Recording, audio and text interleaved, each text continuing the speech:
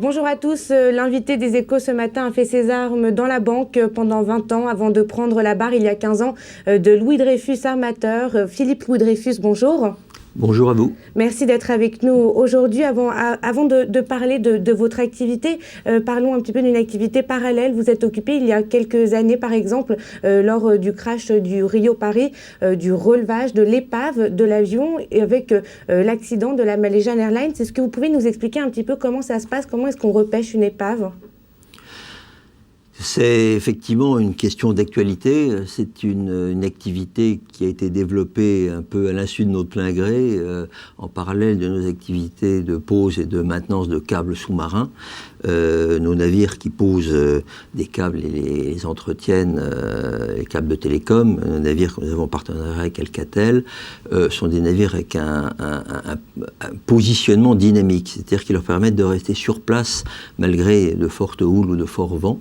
Ce sont des navires qui peuvent donc être utilisés pour rechercher avec les robots qui sont à bord, qui servent a priori à poser les câbles sous-marins, mais ces robots peuvent faire de la recherche et de la récupération des boîtes noires des avions et aussi des éléments de la carlingue, de ce que l'on peut trouver. C'est une, entre guillemets, spécialité qui s'est développée, je disais, à l'insu de nos plein gré. On a déjà remonté des boîtes noires dans 3 occasions différentes, à Tahiti, à Sharm el-Sheikh, chaque fois à la demande de l'État français. Et pour le malheureuse aventure du Boeing d'Air France, sous le contrôle du BA,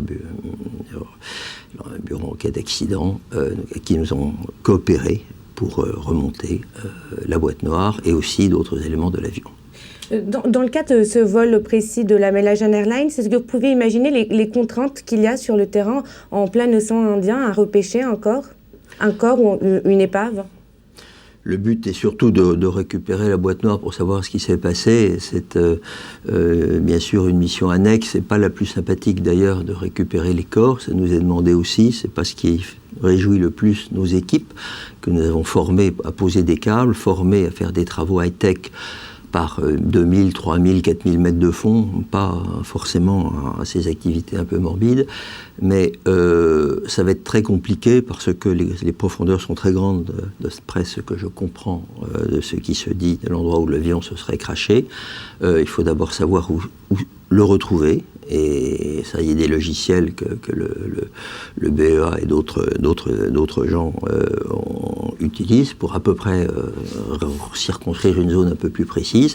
Et après entrent en jeu nos équipes, nos navires, qui, une fois que la zone a été relativement réduite, peuvent rechercher plus précisément et ensuite récupérer avec les robots équipés de pinces et de matériel d'appréhension qui peuvent récupérer ce qu'il y aurait à récupérer.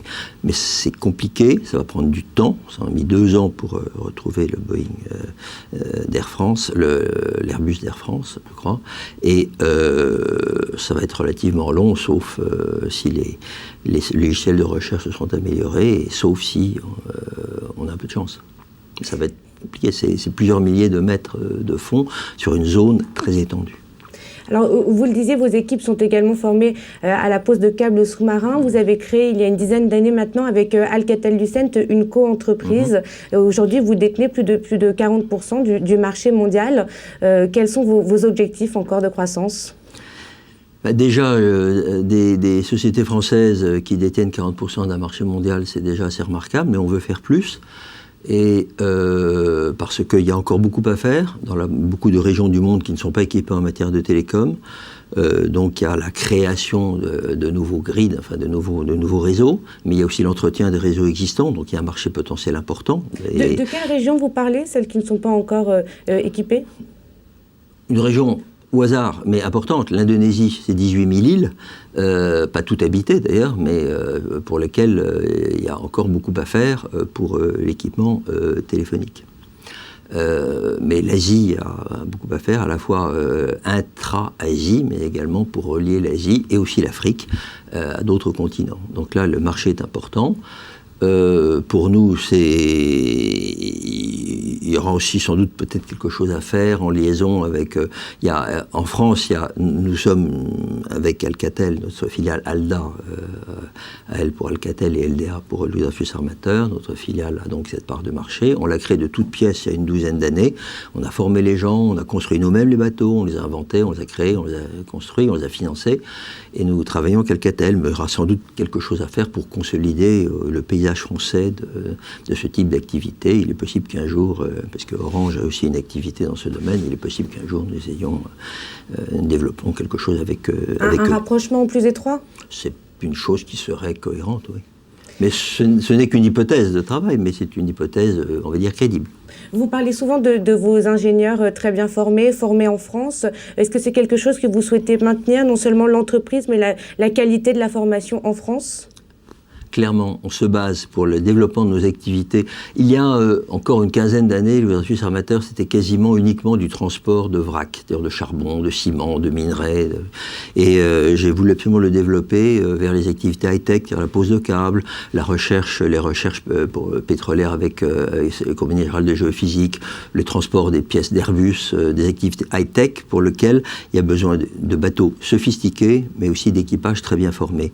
Et nous contribuons largement à la formation des équipages de nos officiers. Nous sommes les plus gros employeurs d'officiers français, et nous contribuons à cette formation d'officiers qui sont eux-mêmes déjà très bien formés par les écoles de la marine marchande française, qui forment des navigants, mais des navigants ingénieurs qui ont donc une grande capacité à la fois intellectuelle et de prise de responsabilité. Vous êtes également intéressé par les énergies marines renouvelables et vous travaillez sur le développement du parc éolien offshore français. Un dernier mot, où en est-on ? C'est une question que j'aimerais vous demander la réponse. Où en est-on ? Ça fait 3 ans que nous avons mis en place une équipe dédiée à cette activité. Nous croyons beaucoup à une filière française dans ces activités, c'est-à-dire la fabrication des turbines, des éoliennes elles-mêmes et des hydroliennes, leur transport sur les lieux d'exploitation, leur pose, leur maintenance, la mise en place des grids, enfin des réseaux câblés qui, bien sûr, vont relier ces éoliennes et ces hydroliennes entre elles, et en plus ramener le courant au continent. Mais donc, très concrètement, sur le terrain, est-ce qu'elles se sont développées ?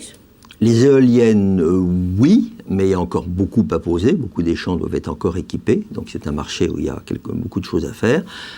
À nouveau, et après, il y aura le marché pendant les 15 ans qui viennent de la maintenance, ou les 15 ou les 20 ans qui viennent de la maintenance de ces éoliennes, de ces hydroliennes, qui par définition sont placées dans des endroits difficiles, où il y a beaucoup de vent, beaucoup de houle, beaucoup de courant, donc pas forcément les endroits les plus simples. Donc il y a beaucoup à faire pour des gens qui ont un savoir-faire de ces travaux sous-marins, ce qui est notre cas.